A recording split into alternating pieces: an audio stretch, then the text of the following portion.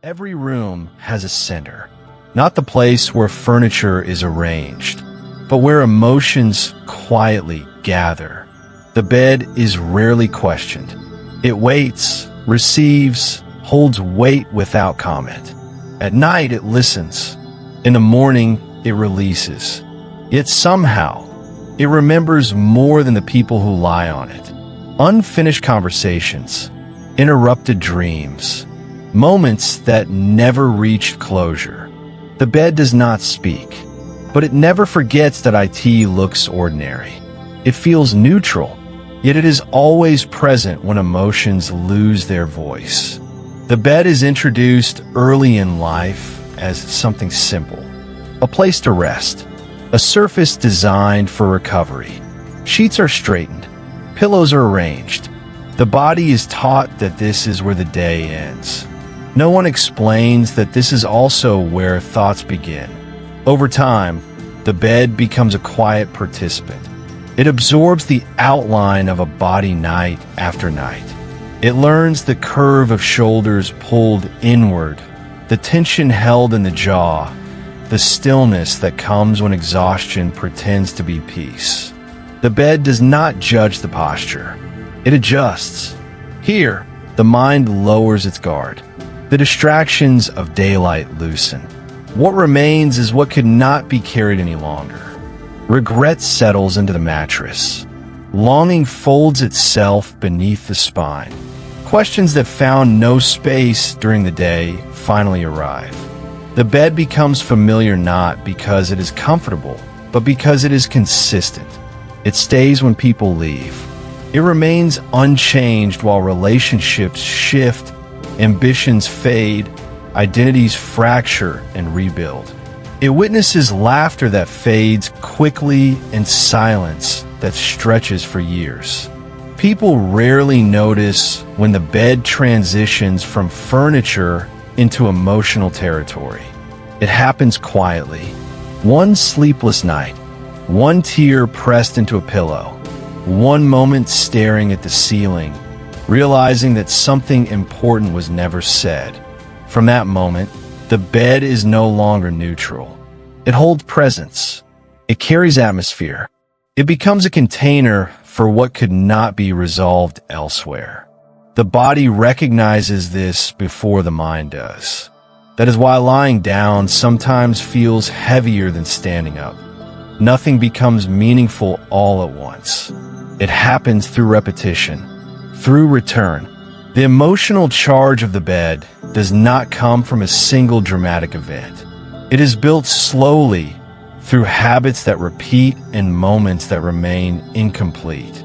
Night after night, the same thoughts return. The same memories resurface. The same internal dialogues replay, waiting for a different ending that never arrives. Loss often visits here first. The space where another body once rested remains slightly indented, even after the sheets are changed. Absence leaves a shape. The bed remembers weight that is no longer there. It holds the echo of shared warmth, shared breathing, shared futures that quietly dissolved. For some, the bed becomes associated with waiting. Waiting for sleep. Waiting for messages that never arrive. Waiting for the version of life that was imagined but postponed.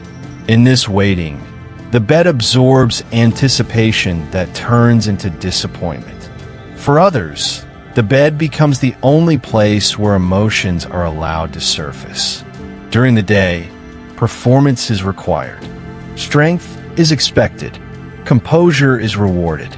At night, the body finally receives permission to collapse.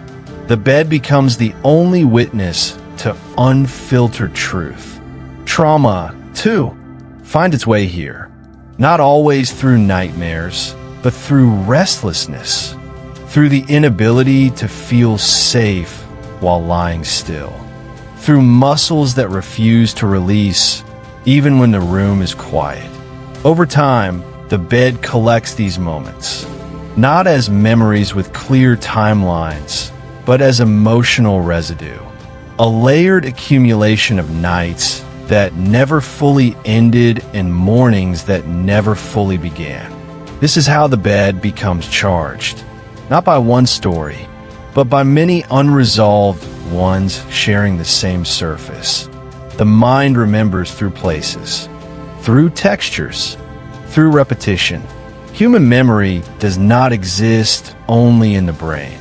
It distributes itself across environments. Objects become anchors, storing emotional states so the mind does not have to carry them constantly. The bed becomes one of the strongest anchors because of vulnerability. Lying down places the body in a position of surrender. Defense is lower. Control softens. The nervous system shifts. In this state, experiences imprint more deeply. Thoughts feel louder. Emotions feel closer. The mind begins to associate the bed with introspection, rumination, and emotional honesty. This association strengthens through repetition. Eventually, simply approaching the bed can activate stored feelings before a single thought is consciously formed. Unfinished memories are particularly drawn to this space. The mind does not like unresolved narratives. It revisits them, searching for coherence. The bed provides the stillness required for this search, even when no answers are found. Psychologically, the bed becomes a transitional space, neither fully awake nor fully unconscious. In this liminal state, past and present blur. Old conversations replay with new interpretations. Faces appear uninvited. Regrets feel recent again. The object itself becomes a trigger, not because it causes pain, but because it holds access. It opens the door to emotional material that has been stored carefully away during the day. This is not weakness. It is the mind's attempt to process what was never given enough space.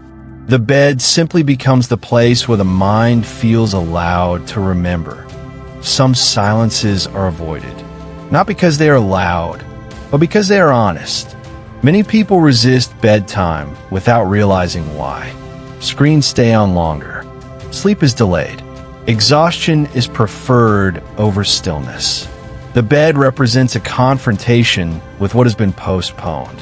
Avoidance becomes a coping strategy. If the body is tired enough, the mind may not have the energy to revisit unresolved memories. Sleep becomes an escape rather than a restoration.